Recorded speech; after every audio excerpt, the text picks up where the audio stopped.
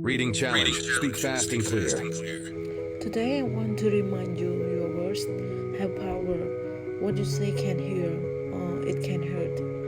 What you say to yourself can lift you up or bring you down. If you keep saying I can't, your mind will believe it. If you say I can try, your heart will follow. Words are sweet.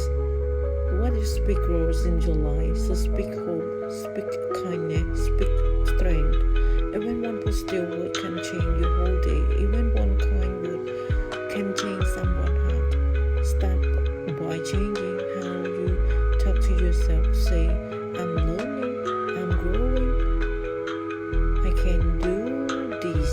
Because when your words change, your world change too. Speak kindly to yourself. Your words shape your life. Congratulations. I hope this